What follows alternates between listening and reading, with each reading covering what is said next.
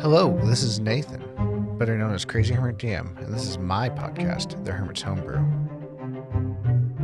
Joining me today is Bill Harvat from Crawl Club Publishing as we talk about tabletop gaming. Today's guest just doesn't roll dice, he builds the damn dungeon as well. Bill Harvat is a 20-year veteran in audio production, the kind of guy that knows how to make things look good, sound good, and run hard in an old school manner. Running Crawl Club Publishing and crafting some of the best damn OSR and Shadowdark adventures.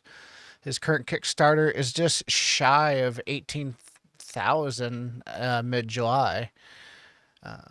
Just a reminder, though, before we really dive in here, check out our amazing sponsors and their wonderful products. What would you say was your first brush with tabletop gaming before we kind of dive into the Kickstarter and the OSR and all that fun stuff? Was it old school D&D or did you find your way through it? Oh, yeah. First of all, thanks for having me on. It's great to be here and to represent Crawl Club Publishing and what we're doing. And it's an exciting time of year. We're doing our very first Kickstarter. And yeah, we just actually hit that 18,000 today. So very, very happy with the way things are going. And yeah, as for your question, um, I started off in D&D at.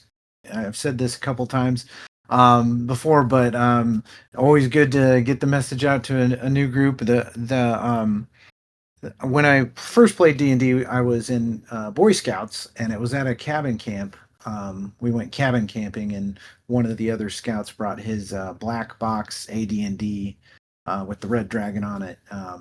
The box set with the cardboard standees and the game board and everything, and we played it completely wrong, but we had a great time. And I've just been playing RPGs and D&D. It's not always been D&D. Like I completely stepped away from, because when I was really young, I loved like Axis and Allies and old war game board games like Shogun and those types of the Game Master series stuff. And then I moved on to, RPG stuff and other war games. But I also did a lot of computer gaming, and Diablo 2 were big for me. They kind of solidified, oh, hey, I really love RPGs. And even though it was an action RPG, I really loved that. Yeah, and I mean, I played a lot of computer games, a lot of board games, and then of course, Hero Quest. When I was a kid, I'd play that with my brother a lot, and then Dragon Strike. The it was like a uh, Dungeons and Dragons style board game, and then we had all those, and I had Battle Masters, which was like a Warhammer Fantasy board Oh, game where yeah. it was a big mat and everything. So but I've just always been a gamer, on board games and video games, and love making fun. I made some card games back in the day with friends, and tried to design my own. And then when it got to RPGs, I just thought, hey, you know what? I'm really loving what's going on with the OSR and the rules light systems out there that are kind of a let the story shine and let the experience shine for everybody involved. And it just kind of flowed out of me, and together with the people I surrounded myself with, it worked out pretty good. So so far so good. Anyway, we're on the third book. So yeah. How did the first two do go? I didn't actually get a chance to look into those at Yeah, all, but I know not too that bad. you've partnered with Dungeon Crate and Wayne over there with Yeah, those. yeah. So, that Dungeon Crate, that's a long. I have a long history with Wayne. We've been friends forever. Actually, I knew Wayne as a drummer before I ever knew him as a gamer or someone who is in the game industry. But Wayne used to play in a rock band called Five Story Fall, and I used to watch them play at the Ranch Bowl when I was in high school. And then I actually was a drummer in a couple of bands too. I used to play in a metal band called The End in Red, and I used to drum and play in all these different bands and had a lot of fun with that. But but yeah, I mean, then we got to be friends through gaming, and then Dungeon Crate happened, and I really enjoy what he's doing over there with Dungeon Crate, and he's got his own kind of store in town, the Dungeon Crate Curios, where he'll Yeah. have events and stuff. And this last year, I participated in his. He and Lori, they do a really great event called the Quest at the Castle, which is where you get to go play RPGs at Joslyn the Castle. Charleston Castle. Yeah, so I got to run some games in there and have fun and enjoy that whole thing. But yeah, actually, Wayne and Lori are a part of Crawl Club Publishing in a way too. They are the editors for the zine, so they've done all the editing for the first three. So far so good. They've done a really great job for us, and Wayne has got a lot of great creativity, and he adds a lot to the zine and to the books. So I'm really glad to have him and Lori both on the team there. They do an excellent job. So they're actually doing the editing on volume 3 right now. They said they should be finishing up their first pass on everything today. So I'm excited to see that. The zine is completely written. We're at it was going to be 140 pages, but then we hit a stretch goal, so now it's going to be, I think it's sitting at over 160 pages, closing on Nice. 170 with the added content. So it's going to be a pretty good sized book. We're really looking forward to that. So, but yeah, Wayne and Lori are awesome. Really love them. They're good people, and excited that they're a part of the team. So Yeah, we actually interviewed Wayne, or I interviewed Wayne. yeah, He's going to be the episode actually before this one airs. sweet. And he was letting me know that you actually helped found Dungeon Crate, which I was not aware of. And you don't really find Yeah, when you're doing a deep internet dive on people to kind of find out about them. yeah, and that's kind of our history together, and it's always been his baby. It Yeah. was his dream, it was his creation. I was just fortunate enough to be there along for the ride at the beginning. So and it was fun to be a part of that process and help build it with him. But he took it and ran with it, and I had just had another kid, and it was kind of like he Yeah, he had a said that lot you more. had a job change and life Yeah. change, and then he bought out your shares, and he just kind of Yep. took control of things. Yep. And he's done a great job with it. It's a really fun thing, and I love Dungeon Crate. I just um, you know, he's the mind behind it, and he does a great job with it. So. Mhm. You were saying on our chat that we're talking with, because Marcelo, who I actually interviewed as well, he's the one that Yeah. introduced us.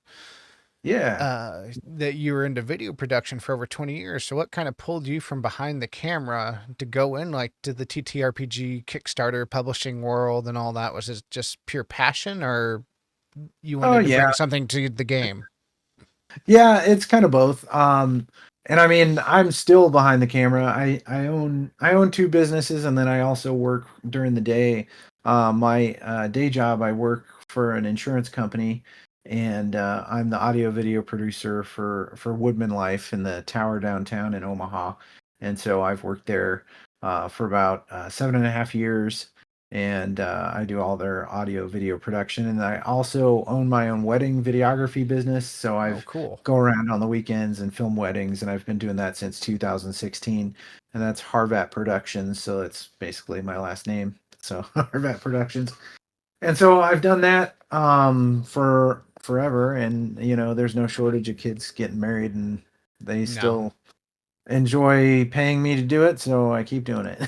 And then but yeah, I really enjoy. I'm a very visual person, obviously, and I love creating. And there's that philosophy: ABC, always be creating. And so I just kind of follow that. I've always tried to find an outlet for my creativity, and this is another really great way that I can express. the crazy fun ideas I have going on in my head, and I also kind of enjoy the project manager aspect of it. I really enjoy the people around me and gathering people who have talent and having them create something great.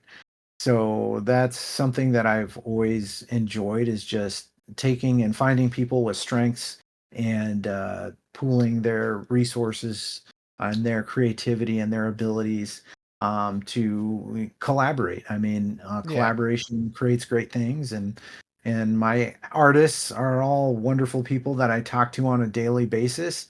And I enjoy collaborating with my editors and my playtesters and everyone involved. And it takes a village to do this.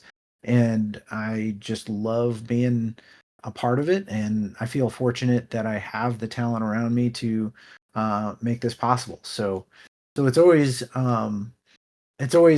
more than just me. It's a ton of people that enable uh this to happen. And so while I'm the person writing everything, I'm fortunate enough to have great art and great editors to rein in my overpowered TPK potential. So When you really look at it, though, like with D&D will always be the moniker, even though it's not D&D really as much anymore. It's Shadow Dark, or my particular group's starting a Tales of the Valiant campaign, awesome. or there's Dungeon Crawl Classics, and the list can go on and on. Daggerheart, for instance, or any of them. Hmm. But when you really think about what you just were describing, that is literally just the game. It's a collaborative process, a team effort. Everybody brings their own individual things to make the goal accomplished. But yeah, it's definitely a collaboration. And it's all D&D. I mean, it might not have the D&D name on it, but it's all uh descendants of Gygax. Mm-hmm. Everything is the creation of Dave Arneson and Gary Gygax and their ideas from Blackmore and from Greyhawk and those original games. And I mean, I absolutely love the old school, the original modules and everything. I'm running a local group through Keep on the Borderlands right now, using the Goodman Games, Oh, um, nice. Into the Borderlands hardback book, which is a lot of fun, and running it in Shadowdark, which is great, because that's the beautiful versatility of Shadowdark, is just being able to take that system and pretty much run whatever you want in it. I'm also running on Monday nights. I have a group that meets on. We use Foundry, and we do an online game. And I've taken all the VTT maps that I got off Goodman Games site, and I'm actually running Janelle Jaquace's Dark Tower. So it's the Shadow Dark Tower is what we call it. And I'm running 8 people through that right now, and it's a lot of fun. So and I mean, I'm a huge fan of taking Goodman Games DCC modules and stuff and running them in Shadowdark. And I know that's blasphemy, but I just really love doing that, because No. I love Goodman Games so much, and I love uh Arcane Library stuff, and just mixing them is fun for me. So I mean, that's what D&D is, even at its conception at 1976, 95, is just yeah. taking it and making it your own. I mean, the only reason why Gygax like did the first or the advanced edition was just to clean up the rules and get everybody's home rules of like, this is, I guess, the canon way to play it. But he said these are all guidelines. Oh yeah, yeah. Ever since the 70s, it's been, these are all guidelines. But yeah, it's kind of also, and I've talked about this before too. I think that's the thing about the OSR that makes it so desirable and so enjoyable, is because it's a part of something that I wasn't alive for the beginning. I was born in 1981. Mm-hmm. I'm 44 years old, but there were times where this was going on before I existed, or before I was old enough to know what was going on or be a part of that. So, and the great what's his name, Matt Colville, yeah, Mm-hmm. the man. I love watching his videos and anything to do with Matt Colville. He's a genius. I feel like He's a he's got a different lot of. level of energy as well. Oh yeah, the guy. He's the only podcast that you can't listen to at 1.5 speed because he's going and going and going. But he's absolutely full of a wealth of information for any dungeon master, GM. No matter what game you're playing, I would say that you could find something listening to Matt Colville. And one of the things he said um, in one of his videos that stuck with me, and I constantly repeat it just because I feel like it has value and it's something that I come back to, and it explains why so many people are into the OSR right now and playing old school stuff, is because we all have this nostalgia for an era that we weren't a part of. So, and then he said there should be a word for that, having a nostalgia for something that you didn't get to experience or weren't there for. And I feel like that's the way everybody is with this is, oh man, that looked like so much fun. I wish I was around to be a part of that, but now I can kind of be a part of that by playing this version of the game with a lot of people who are in that same interest group. And the interest is definitely there because at GaryCon this last year I went and I all my games filled up. I had no problems. I ran a 4-hour game each day, so I ran 16 hours of Shadow Dark at GaryCon. Dang, um 16. yeah. Yeah, it was a lot of fun, but it was definitely by the fourth day I was like, dang, that was yeah, I definitely did some jamming that weekend. So but it was a lot of fun, and I learned a lot too. I learned pretty much after doing that there's no way I can't GM for anybody at that point. If you can do 16 hours at GaryCon, you can do anything, I think. Oh, But this episode's been brought to you by. In the age of sagas and songs, don't let your next TTRPG be left to the Norns alone. Let the fate of your character be carved in runes and cast in metal, liquid core, or prismatic glass. Let the players of your table wield dice worthy of Odin, Thor, Loki, and yes, Heimdall. Heimdall dice, dice worthy of guarding the Bifrost with. Claim the glory of Valhalla with HeimdallDice.com. Heimdall Dice, the official Nordic dice of the Hermit's Homebrew podcast. Alright, tabletop gamers. Go dive into our favorite Goblin Run little workshop. The sparks have been flying, and these little maniacs at the Wicked Goblin crew have just relaunched their store.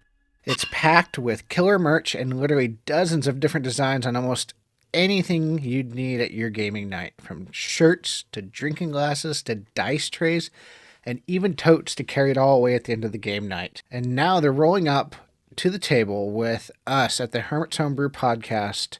It's like your own personal goblin craftsman dressing up your game night. They say that but DMing at a con, especially like if you're designing like a Kickstarter or you're designing an adventure, like a con is the best place to do it because you run into every player type to basically smash, burn, and crash your adventure in ways that you never expected. absolutely, yeah. And I was actually testing part of Volume 5, so it went really well and it was a lot of fun. And but yeah, there's so many people there that were into Shadow Dark. It was really great because next to like 5e, and I think it was 5e, and then Shadow Dark and DCC were like neck and neck as far as the number of games being played and people into that. So it was really cool to see that the excitement around it was there, and people were into it. And it seemed like you listen to like North Texas Con and a few of these other conventions, and it seems like it's kept up. People are um, really on board with Shadow Dark. I mean, it's one of those game systems where it's easy for the GM to prepare it and run it, and it's easier for the players to play it. You could get somebody in there. I've run games at my FLGS where there's younger kids that jump in with their dads, and they're often going in no time. They've got it figured out, and just the Oh yeah. rules like system itself just lends to everybody getting to have fun right away and not having this roadblock of rules getting keeping them from adventuring. So it's really great. Speaking of that, just kind of being kind of loosey goosey, so to speak, your day job is all about precision. It's about deadlines and visual storytelling. How much does that structure bleed over into your game design or your Kickstarters? And I mean, it does. I mean, I know that setting goals and staying organized is obviously important. I mean, I'm a person who, when my wife and we went to New York on vacation before the pandemic. I think it was 2018 or 19, somewhere in there. But we went on a vacation to New York, and I made a spreadsheet in 15-minute intervals of exactly where we'd be when. So I Dang. like to stay on target, of My what we to well, do. So the mother of my child to be that we went to Wisconsin. I actually went to Lake Geneva because I convinced her because she mentioned Wisconsin. I'm like, well, there's one place I want to go in Wisconsin because I've always wanted to, but I had like a paper of just like kind of things to do each day, and then she brought in a page of like we should do this, and this. Just kind of check out these things, and it was a way more detailed and comprehensive list that I even ever imagined. So she's a yeah, far better planner or researcher than me. all good. Yeah, it's important to have one person in the couple that does all that stuff, I think. But yeah, I mean, I that's another thing. Have you've been to Gary Con or no? Not yet, No, or yes? unfortunately not. I No. it is You need to on get the out bucket there. list. Yeah, it's every March, so now's your chance. Time to do it because after going there, I don't see myself not going there from now on. It's kind of like part of this, like in every Kickstarter I'll ever do is, and from the backer kit, like it's funny because when Volume 2 from the backer kit, literally all the money from that went to first paying my artists, next paying, my editors got a chunk of that money. It paid off a lot of the expenses that I was footing the bill for before we did the backer kit, and then I took whatever was left over, reinvested it into Crawl Club Publishing, and then I actually paid for the trip to GaryCon last year, or this last March. And then so I know that a chunk of this Kickstarter money is going to be okay. We're going to set that aside that way I can get back to GaryCon next year. But I think that's the great thing about it too is now that this Kickstarter is doing so well, I can look at my artists and my my editors and the people that really help make this possible and say, hey, you know what? Before we were getting ourselves out of the red. Now we're going to be able to, I can give some money to the people who are working so hard on this, which is great. I always pay my artists. I always pay for talent, and it's great because there's a lot of people in this world that are not able to get paid what they should be, Oh and yeah, I feel like it's enabling that is a great thing with this whole project. So, especially with content creation for sure. oh, I tell people that I work two jobs, but just one doesn't pay.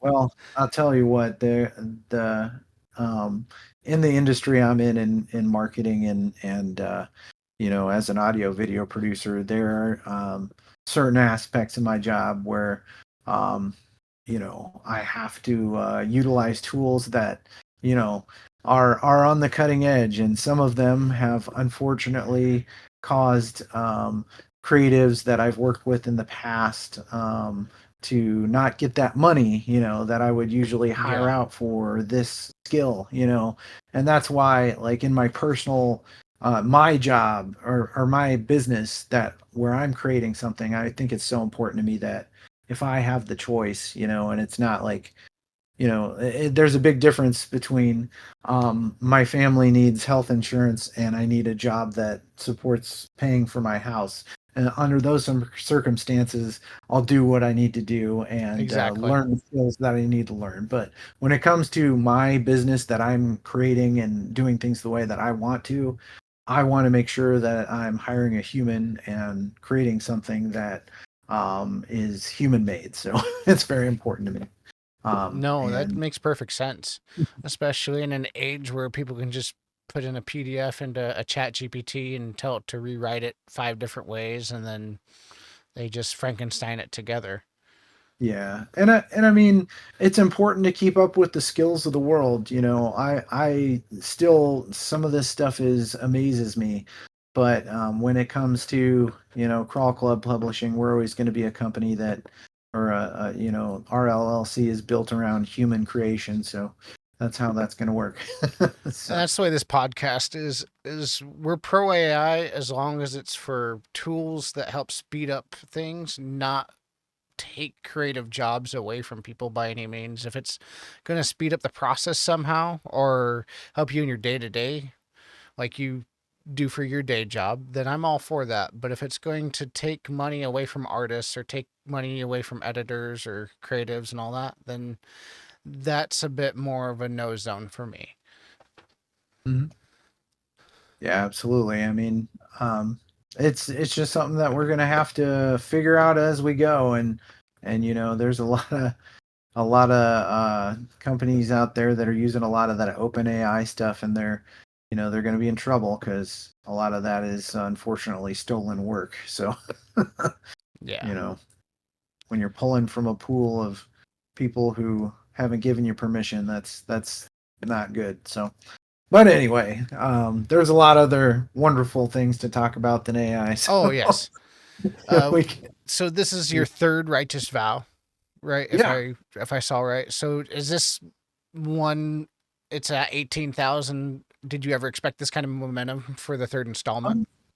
So when we got started, I said, uh, basically, here's exactly the way it went because Andrew, our lead artist, and so I'm in a chat with those guys and we talk every day. It's the RV artists chat is what we call it, but it's Uriah Groves, Dwayne Rogers, and Andrew Beckwith are like the three main artists for Righteous Vow. We've also got um, a couple of other artists. There's Mazarak, who is a friend of Andrew's, and he's a very talented artist. And then we've also got Matt Morrow, who he did a lot of or he did some of the artwork on the actual Shadowdark rulebook, and then he actually did the artwork for the Paladin for the Western Reaches. So Ooh, um, so yeah, I'm. He actually lives here. I think he lives in Omaha. Either that or he's out in Council Bluffs. But he comes to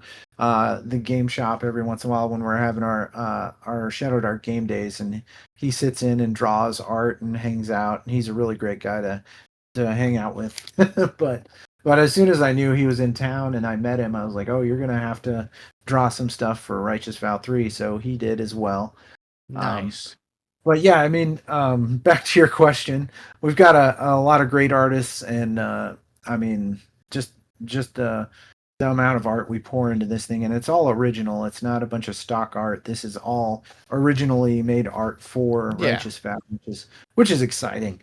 Um, but when we were starting this project, Andrew was like, "I think you're going to do 12," and I was like, "Really?" I was like, "I think that's pretty high." I was like, I was expecting maybe 8. And then I set the goal at 4, and I was like, if we double this will be awesome. And it took off, and here we are. We've still got quite a ways to go, and we're at 18. And so I mean, um, I think there's a lot of excitement around Shadow Dark right now. There's a lot of people who yes. understand that um, understand the potential of creating a really fun game environment where you get a group together and just get adventuring. And the great thing about Righteous Vow and our zines is we kind of stay in that in that lane of we're creating fun adventures with new monsters and new artifacts and new weapons and in the second one we did do some new ancestries, but for the third one we're just kind of focusing on expanding on what you can use from the Western Reaches Kickstarter and what Kelsey's coming out with. So in December, everybody's going to get their books in from Western Reaches, and one of the most exciting classes in there is going to be the new Paladin. And so Righteous Vow 3 is all about dwarves and paladins and cultists Nice. and Dwergar and orcs and dragons. So there you go. So there's a wide variety of different monsters and adventures to be had, and it's there's a full hex crawl in it, several locations, villages. There's undead crypt. There's the Undermountain. There's all sorts of different adventures. But yeah, I mean, everything about it is just a open world sandbox that can take your group wherever they want to go and make whatever adventure they want to build. So, and it just kind of gives you the tools to create that really fun adventure that hopefully will keep you guys busy for a while. So, There does seem to be a rawness with the OSR play that I've noticed in the couple of times I've gotten to sit down and try it. With I tried a Dungeon Crawl Classics once and Morkborg, as we yeah. mentioned before we started recording, and it just seems like the scarcity of resources they've kind of scaled back on. I think with Shadow Dark, there ain't really many light sources or whatever. The torches only last an hour, so to speak, or Yeah. but there's more danger. There's minimal safety nets. hmm What's your philosophy on risk and failure as opposed to coming to tabletops and applying that to like your designs? I am very old school with my designs, and I feel like you know, playing a lot of 5e, I really enjoy that. I enjoy the story aspect of it and the role play of 5e. It's still a lot of fun, but about OSR and danger levels and that sort of thing, I feel like Dungeon Crawl Classics, Shadow Dark, OSE, Basic Fantasy, and Osric, those are all great systems that I love to play. And those are kind of my favorite systems, along with Mothership is another one that I really enjoy. But and for sci-fi anyway, the thing I love about that is the risk and the deadliness. You can't just run out and be a superhero. You're not somebody who's gonna, absolutely be able to take down a group of orcs by yourself or there's times when that's fun, but a lot of the time when you're playing 5e, you're playing superheroes, and I'd rather play where it means a lot more for a character who survives if they have gone through that danger, I feel like. And especially on early levels, Shadow Dark can be very deadly. And so can a lot of these older style systems. When you're a wizard with 1d4 hit points, that's kind of rough. And you've got to be smart about it. And when you're playing Shadow Dark, you only have so many equipment slots and you only have so many torches. So you've got to be careful about how you go about things. You need to understand that sometimes running away is a valid strategy, and coming back to fight another day and being alive is something that's worthwhile. So Especially if you want to keep your character. yeah, absolutely, and that's the other thing. I mean, um, don't get too attached to your character. Roll up another one. 3d6 down the line. Let's go.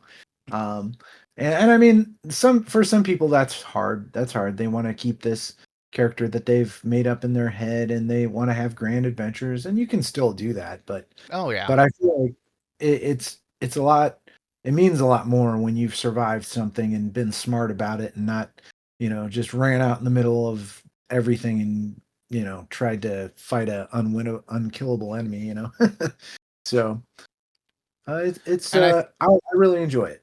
I think that is the appeal of OSR and like the older school play of like people don't want to play superheroes as much anymore, or they want to feel danger. They don't want to feel like they're, as my co-host Kilk says, he don't want to feel like he's running through a Diablo run. He wants to actually feel like like he has consequences to his mistakes. Yeah, absolutely. And yeah, I agree. I think that there's a lot of excitement around surviving. I mean, that's the other thing about it. You could have a level 4, level 5. I had a level 5 character that I loved and played for months, and they ran into an illithid and they got killed, and that was that, you know. And it can happen, you know. You could be think that everything's hunky dory. You take a wrong turn into the wrong dungeon, and something terrible like a chimera is sitting there that's gonna rock your rock your face, you know. So It's been a while since I fought a chimera. Then that just makes me cringe thinking yeah, about one. it's a lot of fun too. And Shadow Dark when the monsters have multiple attacks and you don't, so Oh my. we got to work together against this thing, or we're going to be in trouble. So But like Shadow Dark itself is kind of a bridge game because, or like a bridging of games. It has the old school feel, more 5e modern rules. It's a kind of a blend I've seen from the book that I've read, and unfortunately have not had a chance to play really yet. But how do you balance that nostalgia with innovation with your work? yeah, we need to get you playing. So Nathan, you just let me know when you wanna play, and we'll get you out there. So I will definitely take you up on that. I'd love that. yeah, but what was the question? I'm sorry. No, no, no, no. Focused on How do you using. balance like nostalgia with innovation of like a more modern, like old school, basically 5e system? Yeah, and I mean, I feel it just comes with what Kelsey's created. I mean, she's the brilliance behind this innovation. I mean, she came up with a really great rule set. I mean, I would say that like Dungeon Crawl Classics is probably the closest to Shadow Dark. It's like a close second as far as, oh, this system is what I want to play. I still play Dungeon Crawl Classics all the time. I think it's a great system, and in fact, Marcelo, he is the DM that I usually play Dungeon Crawl Classics with. He's the Omaha DM that's always running the events for DCC, and I go out there and play with him all the time, and he's an excellent DM, and Oh, I have he a lot of is. fun hanging with him. So, but but yeah, I mean, Shadow Dark was just like that. Okay, DCC is really great, but this is it's as close. It's not perfect. There are a few things about it that might not be exactly what I'd like, but it's like 99% there, you know. And I don't think that anything else comes close for me. It's about as good as it gets for game system for me. It's just got everything that I want, and and I feel like, you know, it's easy to be creative inside of this system because you don't feel like you're held back by rules, you know. There's certain things that you can write into an adventure, and you know, there might be some rules around it, but sometimes you can explore those and go even further. Like in the second book, I did a entire rule system, well, kind of like um, a small rule set for mass battles. So Oh, there's a nice. section of that adventure where you are in the middle of a battle and you've got to help reach an outcome that is not getting overrun by lizardmen. So it's a pretty fun system that you can add on to and modify, and you can just look at Than. He over there at Dark Space RPG, they took and they did a hack of Shadow Dark where it's all sci-fi rules, and they've taken that creativity to the next level with Shadow or Dark Space. Yeah. And I got to play that at GaryCon too, and hang out with Than while he ran it, and it was a lot of fun. I really enjoyed it. So at some point, I'm going to hopefully get. I think around October or December, in that time frame. I think it'll probably be December. I'm gonna write up a adventure for Dark Space RPG as well. So that way you get the sci-fi side of Shadow Dark. What sets Righteous Vow 3 out from the first two? Oh yeah. Well, the cool thing is like the first adventure was like levels 1 through 3. The second adventure was like 4 through 6. And this is kind of like a 5 through 8 adventure. So it's kind of like you could run 1 through 3 in order if you really wanted to. They're not necessarily connected, but they are different adventures in different areas that can be, played one after the other. So it's kind of our higher level adventure, and it'll go from levels 5 plus. And it's just got a lot to it. It's a huge sandbox of options and adventures that you can customize and throw into your world, or you can build a world around it. So it's got a lot of versatility in that way that I hope that people get to unlock their creativity with it and make it their own. Um, but yeah, Righteous Vow 3, a lot of new monsters, a lot of new uh, um, dungeon maps. We've got a lot of new artifacts that you can use. There's a ton of great art in it. And every single magic item has a piece of art attached to it. So, and those are all really well done. So I'm excited for everybody to see it. You can see some previews out on the Kickstarter itself, and just the way that the adventure unfolds, depending on if you explore the mountains to the west and decide to do adventures with the dwarves, or head out to the east to the plains where the paladins of Doxum, their castle and their kingdom is.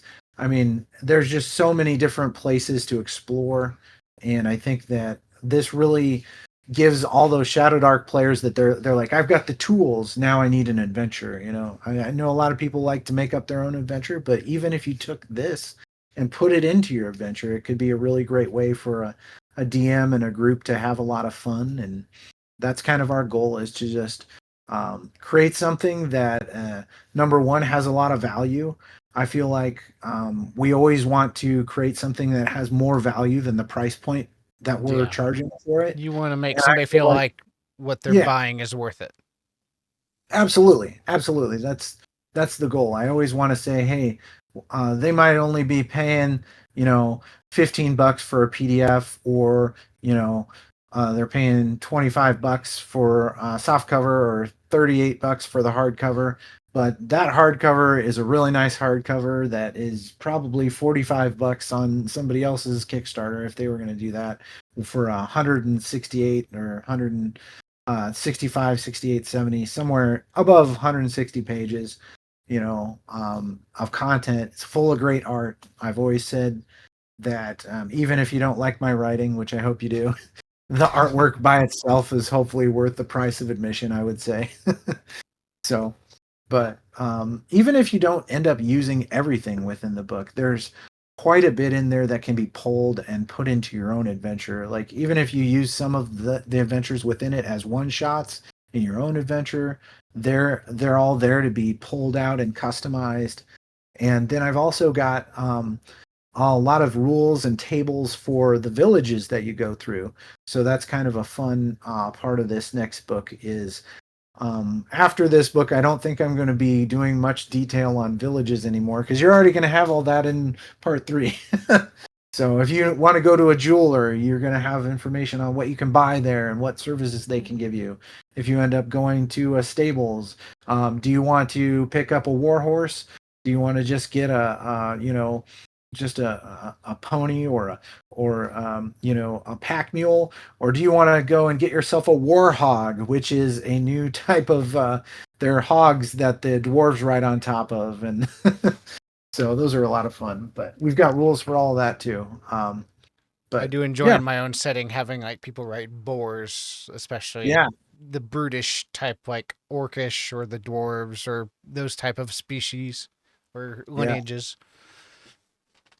yeah, absolutely. And that's kind of the plan, is to just create a lot of new ways for DMs to be creative and for players to enjoy themselves. And I feel like we're achieving that especially, some of the new monsters I'm excited about. One of them is a new type of troll. It's aquatic troll called a Gorbel troll. Ooh. And it has like a blowhole or a nostril on the top of its head, and it'll hide in shallow water and like stalk its prey and then pop out. And it's kind of a fun new monster. And actually, Matt Morrow drew the art for it, and I just think it's one of the coolest pieces of art. I really love it. Part But orc, yeah, part whale. yeah, yeah. So So, you'll get to see it. It's just pretty like me, you're based out of the Omaha area. I live right yeah, outside on the Iowa side. When cool. you're going to GaryCon, I've said to multiple people that this area is almost a hidden gem that not many people seem to realize is actually quite the tabletop scene here. Uh, Yeah. how important is community to you with what you're doing? And is there a way that you describe Omaha to people that might not know that when you're like going to a GaryCon? Oh yeah, absolutely. And I run into everybody from Omaha while I'm there. A lot of Omaha people go out there to play. It's a lot of fun. Community is a huge part of everything that we do.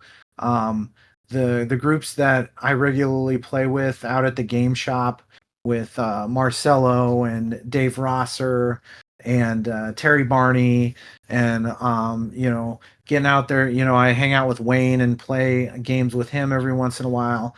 Um, and just the local community as far as you know Becky Alexander, who is one of the managers out there, along with Sh- Norm at the sh- game shop. She is great. As soon as I came out with my book, she's like, "We'd love to carry them in the store." So they started carrying my books in their store and started selling them, and um, they actually sold out of them, and I had to restock them, which is always a good thing to have happen because yeah. um, it's exciting to not, because the thing you dread is like, okay, I just sold them a bunch of books and I hope they don't just sit there on the shelf, Collect but dust. yeah, you always want them to actually sell what you're providing them. So that way, it's great that they ordered more, they wanted some more, and then I've had more people say, oh yeah, I picked up your book.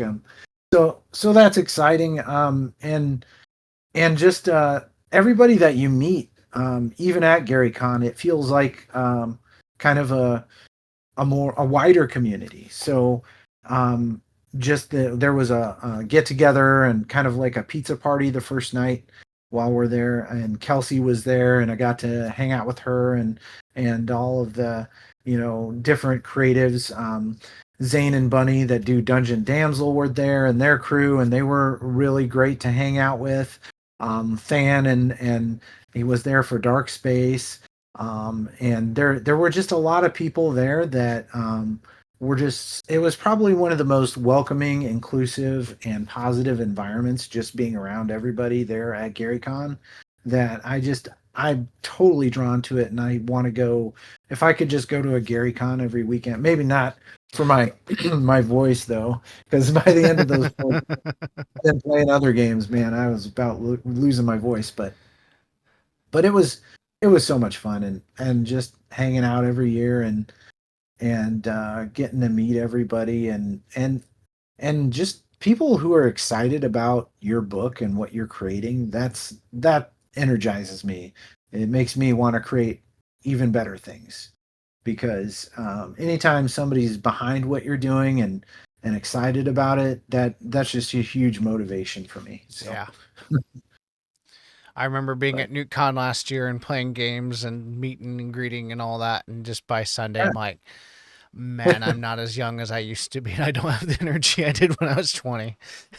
Well, I'll be there this year again too. I was there last year running Shadowdark, and it was kind of fun because at the time when I was there running Shadowdark, it was like, "What is this game? What are you running?" And everybody had a great time. All my sessions got filled up, and people came out there and played. And so I'm going to run Shadowdark again this year, and I know that Chris Gonerman from Basic Fantasy is going to be out there, so I'm going to play some Basic Fantasy and hang out there. Ooh. And I think he's doing a panel as well. So I think Dave Rosser is going to facilitate that, and I might actually be helping out with audio visual for that, and setting up cameras video provide video content for that, so that'll be fun. But I know I got to join a game designer panel last year and say how podcasts and social media can help affect that.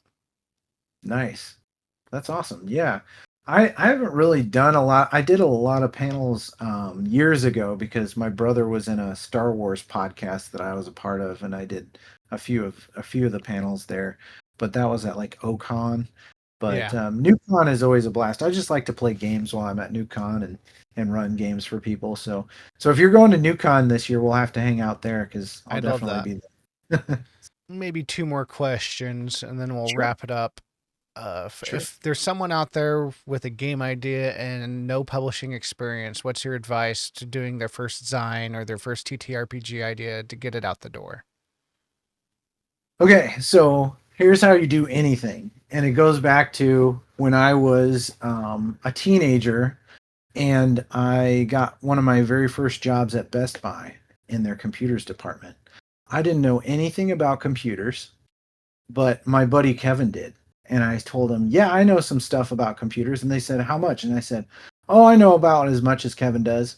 And for the first month while I was working there, I was like, Kevin, what's a megahertz? You know, and I stumbled my way through it and learned and just figured it out. And that has been exactly how I do everything. I'm a little more honest about it now, but at the time I was like, yeah, I know everything when I really didn't. But now, if someone asks you, can you do something? You say yes. And you say, and if I don't know, I'm going to figure it out.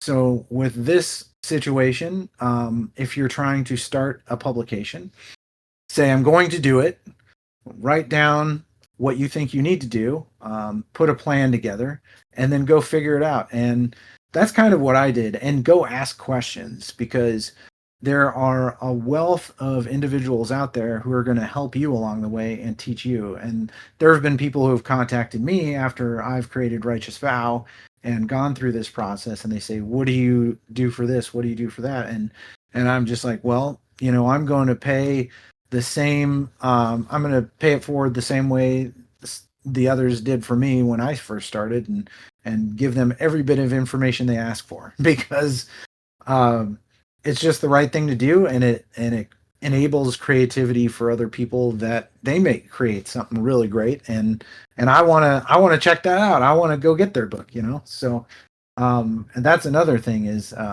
being a publisher and creating all these books. It helps me fund all the different Kickstarters that I go and back because there's so much great stuff coming out for Shadowdark and for DCC and for Mothership and for all these different game systems. I just backed the new Osric 3 Kickstarter that had all those books in it because I love playing Osric. We do that on Wednesday nights, and Terry Barney runs that. But I mean, there's all these great game systems that are essentially just playing D&D. It's all basically the same game, but it's just different little nuances that make it a different game, and they're all a lot of fun.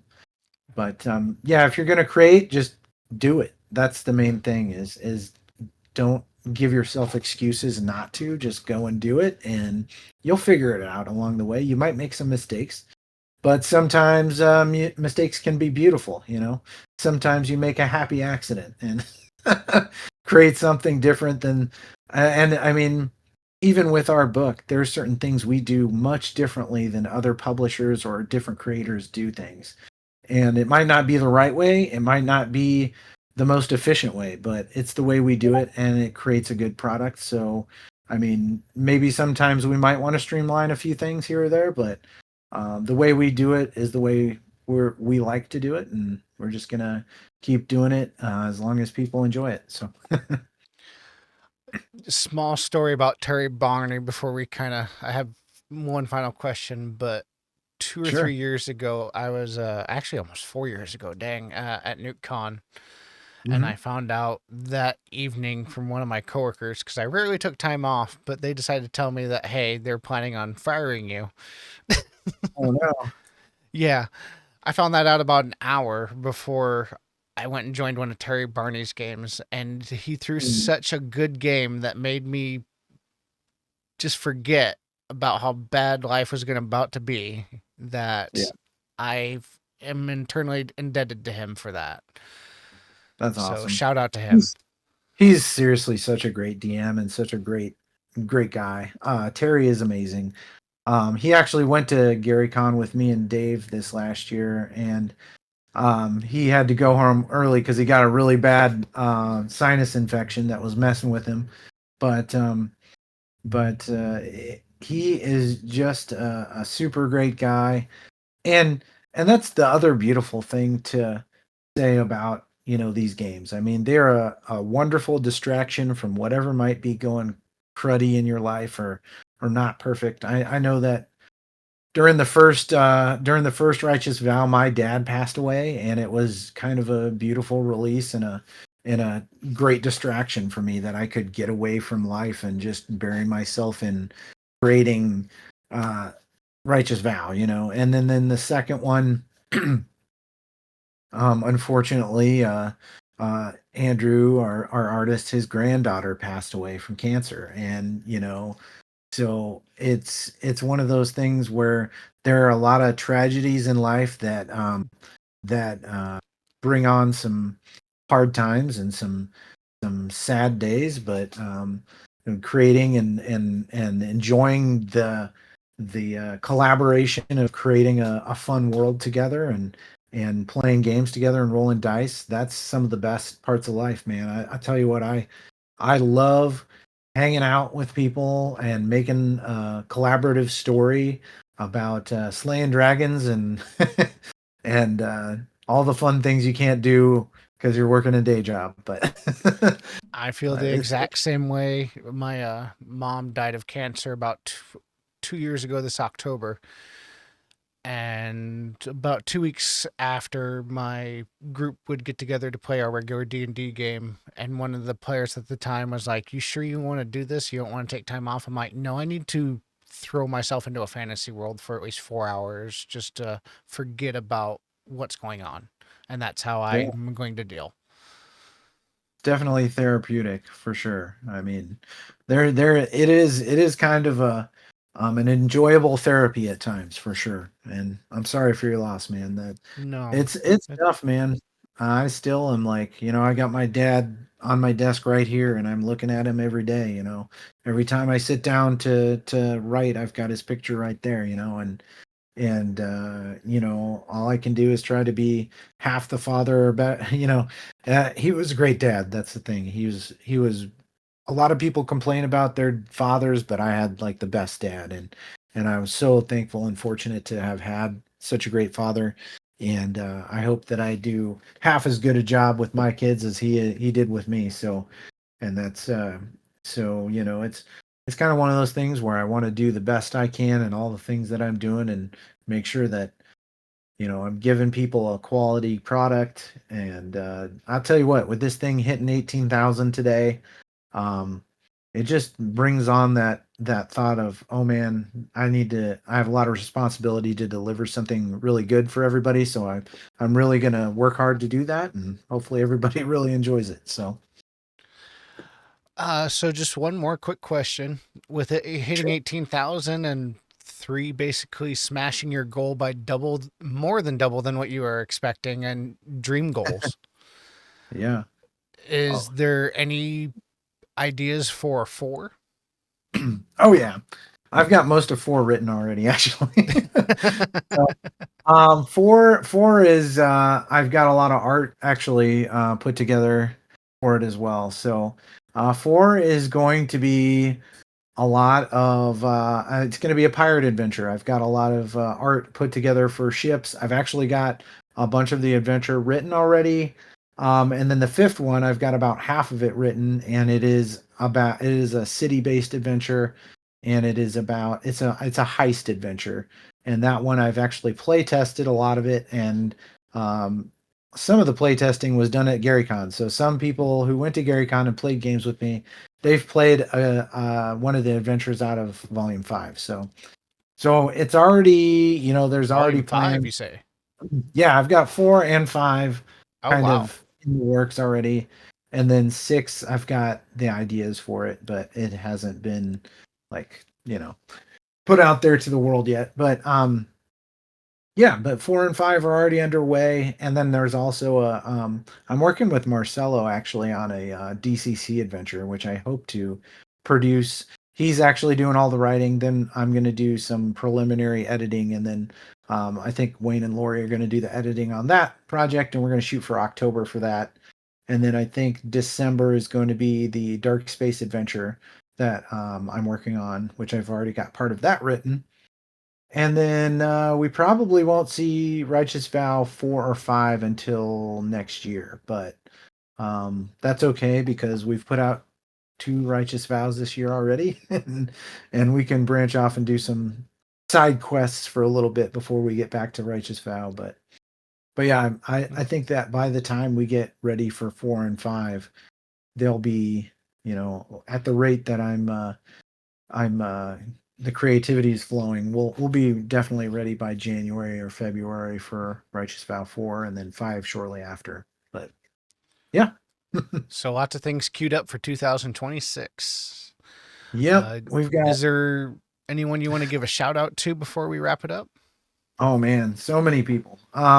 Definitely shout outs to my artists, Andrew Beckwith, Uriah Groves, and Dwayne Rogers. Matt Morrow, definitely thanks to him because he's a great artist and it's great to have his work in our book. And then Mazrak, thanks to Wayne and Lori, thanks to everybody who has picked up a Righteous Vow. I always want to say thank you to Kelsey as well as Michael Putlock from Night Noon Games, who is he also works with Kelsey on the Arcane Library, and thanks to him because he's been a really great supporter of what we're doing. Thanks to Zach Goins and Jeffrey Jones, as they are absolutely integral to this getting off the ground. Zach Goins really helped with me with putting the Kickstarter together and then kind of learning the ropes on that. He's an incredibly positive force in the RPG community, and if you don't have some of his work, you should go out and get it because he writes really awesome stuff. And he also gave me the opportunity earlier this year to write a couple of dungeons for the Devoured Labyrinth, which was just on Kickstarter and did really well. I think they hit like 50,000 with that thing, so that was awesome. But Devoured Labyrinth, go check that out. I know that they're doing Very big, massive dungeon. yeah. So Zach and Jeff were working on that, and then Jeff he does RPG ramblings. So go check him out, and especially because they're going to be doing the fulfillment on our Kickstarter. So Jeff is master of fulfillment, and it makes life a lot easier when I can just concentrate on the things I need to concentrate on and know that the fulfillment is in good hands. So he's done it a lot, and we're entrusting him with Righteous Vow for the foreseeable future because he is the man. And I'm trying to think of other people. There's probably a bunch Dozens of other people others. thanking. But yeah, just thank you to everybody who's ever been, you know, ever been a supporter of us or picked up a book or just helped get the word out about us. And thank you to you, Nathan. Thanks. We appreciate you.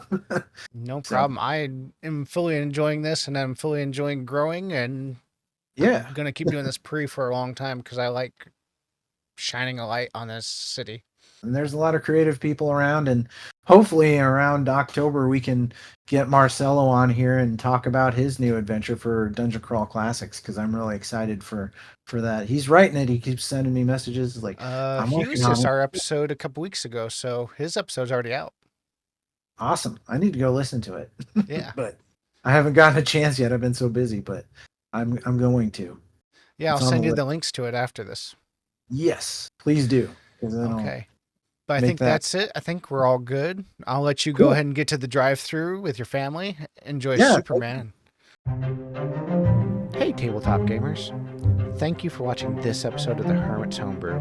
We come out with new episodes every Wednesday. Remember to like, subscribe, and share with your friends as we continue to level up and grow.